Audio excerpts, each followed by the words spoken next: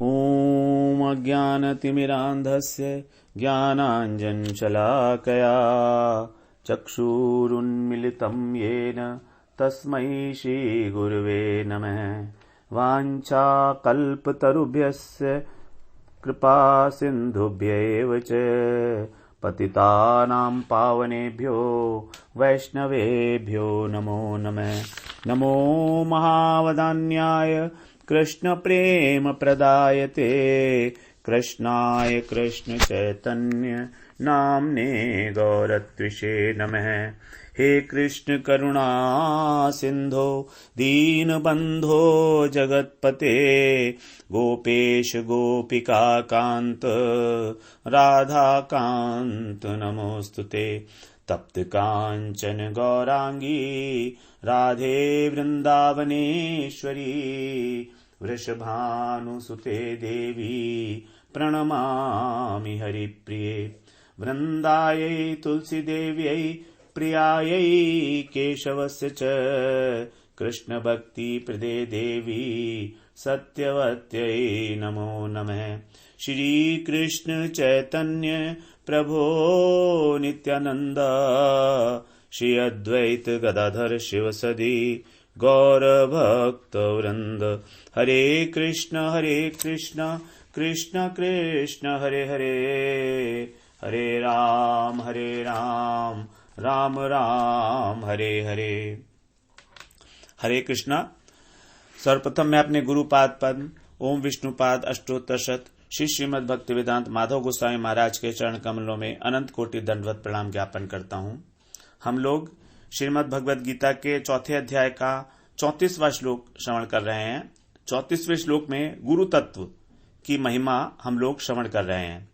तो हम लोगों ने पिछले सत्र में श्रवण किया कि गुरु की आवश्यकता क्या है व्यतिरेक रीति से, अर्थात यदि हम गुरु धारण नहीं करते हैं तो हमारी क्या हानि होने वाली है। हम लोग उस व्यापारी की तरह इस संसार के अथाह सागर में अपने धन के साथ डूब जाएंगे। जो कि विदेश जा रहा था अपना धन वगैरह लेकर वहां पर व्यापार करने के लिए। तो इस प्रकार से वहां पर बताया था वणिज इवाज संति अकृत कर्णधरा जलधौ। जो नाविक के बिना, उस जहाज में नाविक है नहीं। अब जब नाविक नहीं है तो वो जहाज डूबेगा ही डूबेगा, उसका धन भी खत्म होगा और उसको प्राणों से भी हाथ धोने पड़ेंगे। तो वहां पर श्रुतियां भगवान की स्तुति कर रही थी 10वें स्कंद के और 87 अध्याय में और 33 श्लोक के अंदर श्रुतियों ने जब भगवान की स्तुति की थी तब उन्होंने ये बताया था कि यदि गुरु धारण नहीं करते हैं तो उसकी क्या हानि है। तो गुरु को समर्पण किए बिना बहुत से लोग ज्ञान मार्ग का अवलंबन करते हैं और अष्टांग योग का अवलंबन करते हैं। उनको भी किसी प्रकार कुछ मिलने वाला नहीं है, क्योंकि अगर कुछ समय के लिए मन शांत भी हो गया तो भी उसकी जो इच्छाएं हैं, कामनाएं हैं, वो कभी भी शांत नहीं होंगी। तो हम लोगों ने श्रवण किया 10वें स्कंद के 51वें अध्याय के 60वें श्लोक में कि किस प्रकार जो प्राणायाम अभक्त लोग, अभक्त का मतलब है जिसने गुरु का आश्रय नहीं किया है, क्योंकि भक्ति तो गुरु के आश्रय के बिना एक कदम भी संभव नहीं है। और प्राणायाम और ज्ञान ये लोग अपने आप से करने लगते हैं बिना गुरु के आश्रय के ही।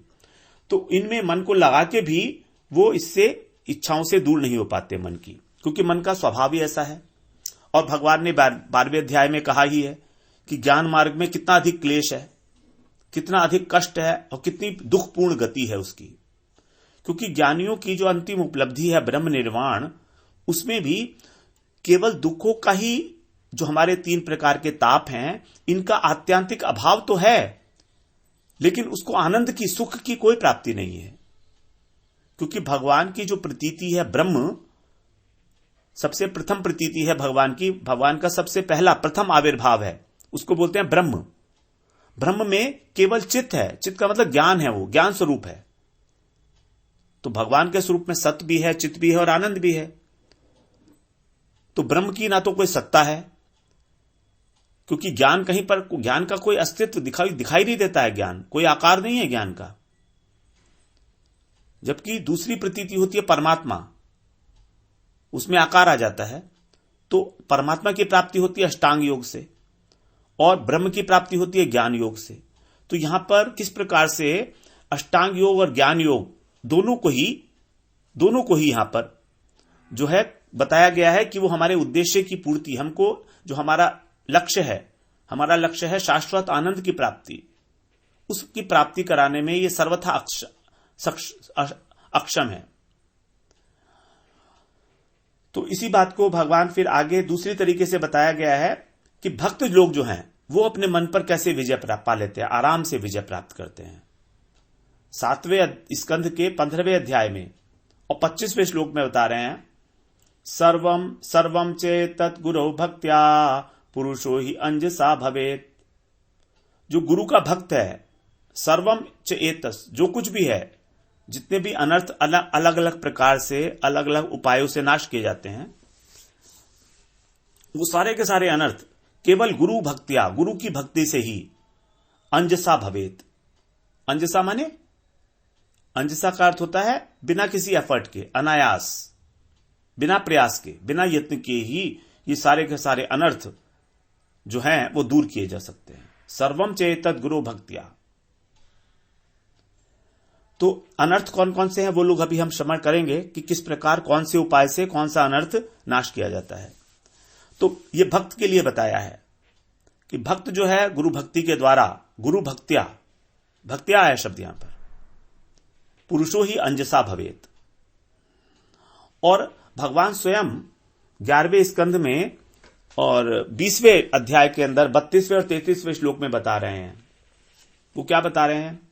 यत कर्म भिर यत तपसा ज्ञान वैराग्य तश्च यत योगेन दान धर्मेण श्रेयो विरित्रैरपि सर्वम मद भक्ति योगेन मद भक्तो लभते अंजसा स्वर्गापवर्गम मद्धाम कथंचित यदि वांछति।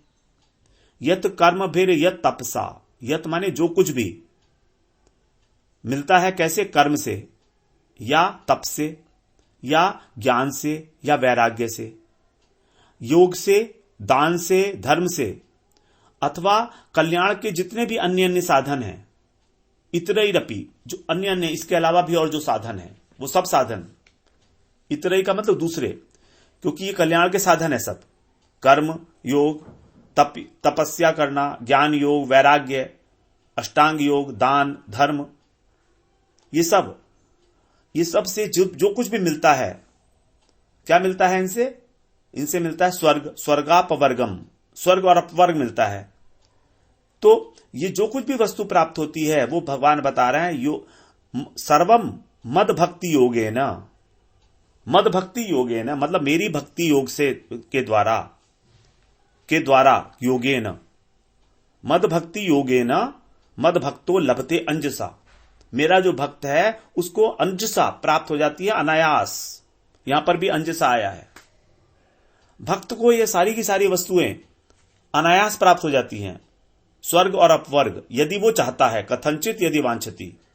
भक्त ना तो कभी स्वर्ग चाहता है ना कभी मोक्ष, अपवर्ग का अर्थ है मोक्ष, तो ना तो स्वर्ग चाहता है ना मोक्ष चाहता है, भगवान का वो धाम भी नहीं चाहता है, मद धाम कथंचित यदि वांछति, वैकुंठ लोक भी नहीं चाहता है वो, उसको भगवत प्रेम की प्राप्ति करनी है, वो है भगवान का भक्त।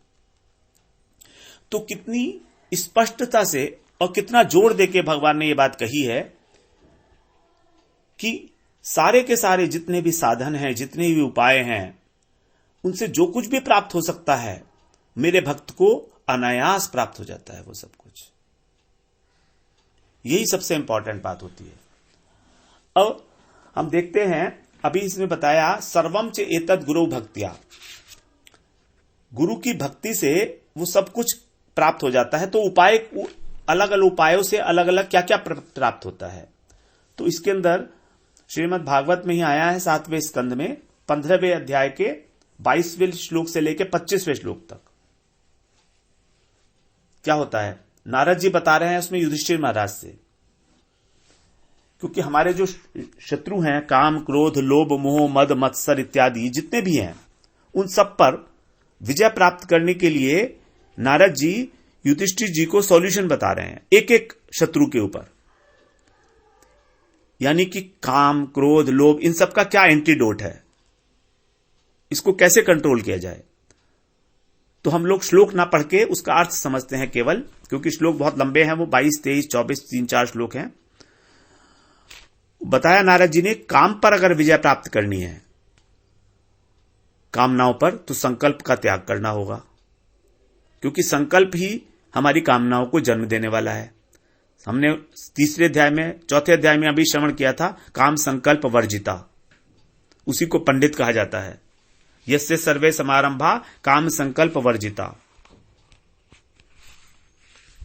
तो काम और संकल्प, ये जो काम और संकल्प का मतलब है, संकल्प के बारे में हम लोगों ने काफी डिटेल में बात की थी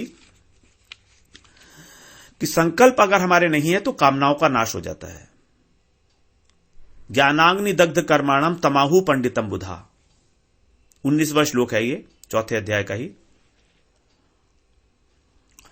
तो कामनाओं पर विजय प्राप्त करने के लिए संकल्पों का त्याग, नंबर 1। फिर दूसरा, क्रोध के लिए कामनाओं का त्याग, ये भी भगवान ने बताया था दूसरे अध्याय में। ध्यायतो विषयान पुष्य संगस्तेषोपजायते संगात संजायते कामे कामात क्रोधो विजायते।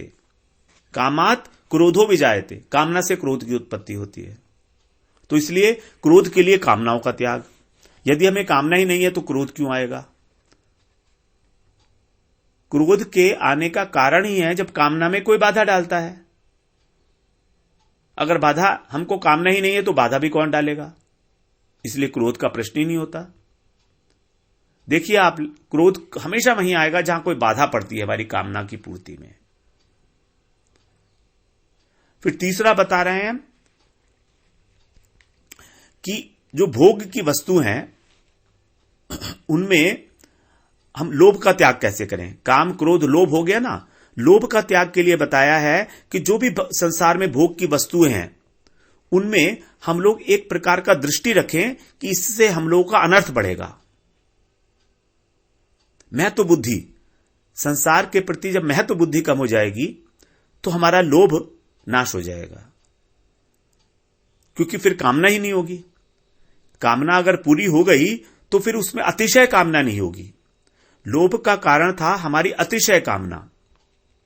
अगर कामना पूरी हो गई, अगर कामना पूरी नहीं होती है तो बढ़ेगा, तो आएगा लोभ। और अगर कामना पूरी हो गई तो हमारी इच्छा होगी कि हम कुछ और प्राप्त करें आगे। हमारा टारगेट था कि हमारी 20,000 रुपए की नौकरी लग जाए, अब 20,000 की लग गई, अब हमारी इच्छा होगी कि हमें 30,000 की नौकरी लगे। फिर उसके लिए लोभ आ गया, अब उसके लिए हम कुछ और काम करेंगे, कुछ गलत काम भी करना पड़ेगा, क्योंकि हमारी योग्यता तो 20,000 की थी। हमारी योग्यता के अनुसार हमको काम मिल गया था। अब जब हमें 30 और 40 और 50,000 कमाने हैं और हमारी योग्यता है नहीं, तो हमको विकर्म का आश्रय लेना पड़ेगा, पाप का आश्रय लेना पड़ेगा। तो अतिशय लोभ के नाश के लिए हमको जो भोग की वस्तु हैं उसके अंदर दोष दर्शन करना पड़ेगा। जब हम संसार में दोष दर्शन करते हैं तभी हमारा लोभ कम होता है। भगवान ने 13वें अध्याय में इसको ज्ञान का एक साधन बताया, ज्ञान को अर्जित करने का एक साधन बताया है। भगवान ने 13वें अध्याय में 20 साधन बताए हैं ज्ञान के। उसमें से एक साधन यह है, जन्म मृत्यु जरा व्याधि दुख दोषानुदर्शनम। जन्म, मृत्यु, जरा और रोग आदि में दुख और दोष का बार बार विचार करना, बार बार विचार, अनुदर्शनम। तो यहां पर भोगों के अंदर, क्योंकि भोगों का कारण ही हमारा रोग होता है ना, तो इसके अंदर हमको दोष दर्शन करना है, तभी लोभ का त्याग होगा। फिर आगे बताया भ्रम, जो भय जो हमको भय होता है उसका नाश होगा तत्व ज्ञान अर्जन करने से, जो हम अभी श्रवण कर रहे हैं, तत्विद्धि प्रणिपातेन। तत्व का मतलब है तत्व ज्ञान। फिर काम, क्रोध, लोभ हो गया था मोह का नाश बताया है प्रकृति पुरुष विवेक से। 13वां अध्याय जो है वो प्रकृति पुरुष विवेक ही है, आत्मा और अनात्म का ज्ञान। शरीर और आत्मा का पृथकत्व अनुभव करना कि हम शरीर नहीं है, हम आत्मा हैं। क्योंकि हमको मोह होता है अपने पारिवारिक जनों से, या जो दैहिक वस्तुएं हैं, जैसे धन है, हमारा घर है, हमारी संपत्ति है, हमारा व्हीकल है। तो ये तभी होगा जब हम अपने को अपने शरीर से अलग देखेंगे। प्रकृति पुरुष विवेक ज्ञान। फिर जो दंभ होता है, मद, काम क्रोध लोभ मोह मद, मद का मतलब दंभ, ये होगा साधु पुरुष की जब हम सेवा करेंगे। हमारा जो दंभ है, घमंड है, ये तभी होगा सेवा से। जब हम वैष्णव सेवा करेंगे, गुरु सेवा करेंगे, तभी दंभ का नाश होगा। और मन की एकाग्रता, मन की एकाग्रता के लिए हमको मौन व्रत चाहिए। मौन व्रत का मतलब है कृष्ण से अतिरिक्त कोई भी वार्ता नहीं करनी है, तभी मन की एकाग्रता साधित होगी। वरना मन इधर उधर संसार के विषयों में भ्रमण करता रहेगा। फिर इसी प्रकार भगवान ने आगे बताया आदि भौतिक दुख का नाश। भगवान ने नहीं, नारद जी बता रहे हैं इसमें युधिष्ठिर जी को। आदि भौतिक दुख जो है, 3 प्रकार के दुख है ना हमारे, आदि भौतिक, आदि दैविक और आध्यात्मिक। आदि भौतिक दुख जो अन्य जीवों से हमको मिलता है। 4 प्रकार के जीव होते हैं, उद्भिज, जरायुज, स्वेदज और जेरज। 4 प्रकार के जीव हैं। उन चारों से हमको जो दुख मिलता है वो उसका नाश होगा कृपा को धारण करने से। उसके बाद आदि दैविक दुख का नाश बताया समाधि, सम आधि, मतलब जब हमारा बुद्धि सम्यक रूपेण स्थिति हो जाती है एक वस्तु में, भगवान में। फिर आध्यात्मिक दुख जो मन का दुख है, ये होगा हमारा अष्टांग योग से। क्योंकि अष्टांग योग में मन वो यम नियम आसन प्राणायाम प्रत्याहार धारणा ध्यान समाधि, तो प्रत्याहार में इंद्रियों से विषयों को हटाना, उस प्रकार से। फिर निद्रा को जय किया जा सकता है सत्वगुण से, क्योंकि सत्वगुण के बढ़ने से रज और तम दोनों को नाश किया जा सकता है, और निद्रा जो है तमोगुणी है। इस प्रकार से ये 12 साधन बताए भगवान नारद जी ने। 12 साधन बताए, काम क्रोध लोभ मोह मद भय, आदि भौतिक आदि दैविक आदि आध्यात्मिक, मन की चंचलता और निद्रा और रजोगुण और तमोगुण की वृत्ति। इन सबको 12 टाइप के है ये, इन सबको 12 साधन बताए। अब ये सारे के सारे एक ही साधन से किए जा सकते हैं। अब वो क्या साधन है? एतत् सर्व गुरौ भक्त्या पुरुषो हि अंजसा जयेत। एतत् सर्वम गुरौ भक्त्या पुरुषो ही अंजसा जयेत। गुरु की भक्ति के फलस्वरूप एक साथ ही ये सारे अनर्थ जय किए जा सकते हैं। तो यद्यपि भगवत शरणागति से सर्व सिद्धि की प्राप्ति बताई गई है, लेकिन तो भी गुरु की सेवा से विशेष रूप से प्राप्ति होती है। गुरु की सेवा से विशेष रूप से प्राप्ति क्या है? 2 प्रकार की सेवा बताएं, सामान्य गुरु सेवा और विशेष गुरु सेवा। जहां पर गुरु का अर्चन और वंदन, जहां पर इसको थोड़ा सा ध्यानपूर्वक कर समझे, 2 प्रकार की सेवा है गुरु की, सामान्य गुरु सेवा और विशिष्ट गुरु सेवा, विशेष गुरु सेवा। ये श्रीपाद जीव गोस्वामी पाद ने बताया है। जहां पर गुरु का अर्चन और वंदन भगवान की सेवा के अंग के रूप में किया जाए। भगवान की सेवा कैसे है? नवधा भक्ति, श्रवण कीर्तन स्मरण अर्चन वंदन पाद सेवन, इसके अंदर ही गुरु की सेवा कर ली जाए। अर्चन का मतलब यहां पर गुरु का अर्चन भी कर लिया जाए साथ में, भगवान की सेवा के अंग के रूप में।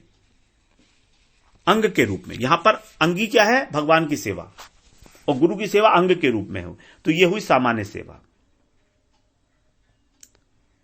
और विशेष गुरु सेवा क्या है? जब कोई एकांतिक गुरु सेवा परायण साधक एकांतिक, एकांतिक का मतलब है यहां पर उसका अंत एक ही है, गुरु, गुरु, एकमात्र गुरु। तो जब एकांतिक गुरु सेवा परायण साधक गुरु की सेवा को मुख्य रखता है और भगवान के नाम रूप गुण को आनुषंगिक रूप में पालन करता है, यह बहुत इंपॉर्टेंट बात है। वहां पर गुरु भगवान की जो सेवा है, भगवान का जो कीर्तन है, वो आनुषंगिक है, गौण है, और मुख्य है गुरु की सेवा। तो यहां पर गुरु सेवा अंगी है और भगवत भजन अंग है। इस केस में गोस्वामीपाद लिखते हैं, जी गोस्वामीपाद, कि भगवान की जो करुणा राशि है वो उसका वर्षण उनकी अपनी सेवा से भी अधिक मात्रा में लक्षित होता है, दिखाई देता है। क्योंकि गुरु के तुष्ट होने पर, गुरु के संतुष्ट होने पर भगवान स्वयं संतुष्ट हो जाते हैं। यो मंत्र है से गुरु साक्षात, यो गुरु से हरि स्वयं, गुरु रियस्य भवे तुष्ट तस्य तुष्टो हरि स्वयं। श्री वामन कल्प का यह वचन है। यो मंत्र है सो गुरु साक्षात, जो मंत्र है वही गुरु है, और जो गुरु है वही भगवान है। भगवान जिस प्रकार, गुरु जिस प्रकार से संतुष्ट हो सकते हैं, जब हो जाते हैं तो भगवान स्वयं संतुष्ट हो जाते हैं। उनको अलग से करने की चेष्टा नहीं करनी पड़ती भगवान को, क्योंकि गुरु भगवान का ही प्रकाश विग्रह है, आग्रह विग्रह है, वो आश्रय विग्रह, और भगवान का स्वयं अपना वाक्य है ये। प्रथमंतु गुरुम पूज्यम ततश्चैवम अमर्चनम कुर्वन् सिद्धिमवाप्नोति हि अन्यथा निष्फलम भवेत्। प्रथमंतु गुरुम पूज्यम, सबसे पहले गुरु की पूजा करो, ततश्चैवम अमर्चनम, और उसके बाद फिर मेरी अर्चना करना है। कुर्वन् सिद्धिमवाप्नोति, इसी प्रकार तुमको सिद्धि की प्राप्ति होगी। ही अन्यथा निष्फलम भवेत, वरना वो सबको सब निष्फल हो जाएगा आपका। और यही बात शिव जी बता रहे हैं पार्वती जी से। आराधना नाम सर्वेशाम विष्णुर आराधनम परम, तस्मात् परतरम देवी तदीया नाम समर्चनम। सभी आराधनाओं में विष्णु की आराधना सर्वश्रेष्ठ है, परम श्रेष्ठ है। तस्मात्, इसलिए, हे देवी, उससे भी ज्यादा श्रेष्ठ, परतरम, उससे भी श्रेष्ठ क्या है? तदीया नाम समर्चनम। तदीया नाम का अर्थ है जो तदीय वस्तु है। भगवान की तदीय वस्तु क्या है? भगवान की तदीय वस्तु है गुरु, वैष्णव, एकादशी, तुलसी, ये सब गुरु भगवान की तदीय वस्तु हैं। तो गुरु का अर्चन जो है वो उससे भी ज्यादा श्रेष्ठ है, विष्णु की आराधना से भी श्रेष्ठ है। तो हम यहां देख रहे हैं किस प्रकार गुरु की महिमा का कितना वर्णन किया गया है शास्त्रों में। अब इसी बात को हम लोग थोड़ा सा और श्रवण करते हैं कि अन्वय रीति से किस प्रकार गुरु की महिमा का गान किया गया है श्रीमद् भागवत में। क्योंकि श्रीमद् भागवत में अभी तक हम लोग सुन रहे, श्रवण कर रहे थे व्यतिरेक रीति से गुरु की क्या आवश्यकता है। अब यहां पर बता रहे हैं कि अन्वय रीति से कि क्या आवश्यकता है गुरु की। तो वहां पर बताया है 11वें स्कंद के ही 20वें अध्याय में और 17वें श्लोक में। वहां बता रहे हैं, निर्देह माद्यम सुलभम सुदुर्लभम प्लवम सुकल्पम गुरुकर्णधारम मयानुकूलेन नभस्वतेरितं पुमान् भवाब्धिं न तरेत स आत्मः। निर्देह माध्यम सुलभम सुदुर्लभम। निरिदेह, निरिदेह मतलब नरदेह, जो हमको ये नरदेह प्राप्त हुई है, ये कैसी है? सुलभम सुदुर्लभम, अत्यंत दुर्लभ है। दुर्लभ नहीं है, सुदुर्लभ है। क्योंकि भगवान ने किसी कारणवश कृपा करके, कभूक करी करुणा नरदेही, हमको कृपा करके, देही हेतु बिनु हेतु सनेही, सनेही बिनु हेतु सनेही, करुणा करके दे दी। क्यों दे दी? कोई कारण नहीं है, भगवान ने सिर्फ करुणा की हम पे और दे दी नरदेह। बड़े भाग मानुष तन पावा, इतनी दुर्लभ है। तो सुदुर्लभम और प्लवम सुकल्पम गुरु कर्णधारम। प्लवम, प्लवम माने ये नौका के समान है जो हमारी शरीर है। सुकल्पम का मतलब दृढ़ नौका है, ये कोई छोटी मोटी नौका नहीं है, जहाज है पूरा। और कैसा है? आद्यम। आद्यम का मतलब है यहां पर आदि रस। ये बड़ा इंपॉर्टेंट शब्द, निर्देहम आद्यम। आद्यम, सुलभम, सुदुर्लभम, 3 विशेषण इस देह के। आद्य है, सुलभ हुई है, सुदुर्लभ होते हुए भी, और दृढ़ नौका के समान है। प्लवम, प्लवम का मतलब नौका के समान है, जहाज है। आद्य का मतलब है आद्य रस। आद्य का मतलब होता है जो आदि रस है। आदि रस का मतलब है भगवान से जो मधुरता का भाव है, क्योंकि 12 प्रकार के रस बताए गए हैं, उसमें से 5 जो है मुख्य रस हैं और 7 गौण रस हैं। उन 5 रसों में जो सर्वश्रेष्ठ उत्कृष्ट रस बताया गया है वो बताया गया है मधुर रस, उसी को बोला गया है आदि रस। तो ये उस आदि रस का आस्वादन करने के लिए सक्षम है निर्देह, ये मानव की देह आद्यम है ये, और अत्यंत दुर्लभ होते हुए भी हमको बड़ी सुगमता से प्राप्त हो गई है। तो फिर क्या करें इसका?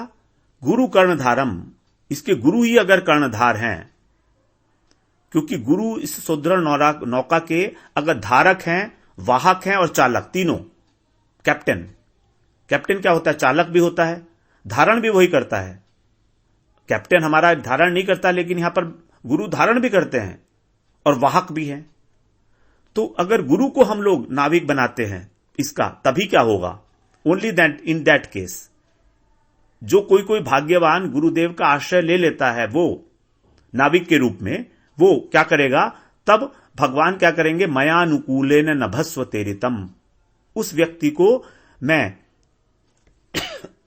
अनुकूल वायु के रूप में, क्योंकि जब नाव चलती है और वायु विपरीत है तो नाव कुछ भी नहीं कर सकती, तो भगवान अनुकूल वायु के रूप में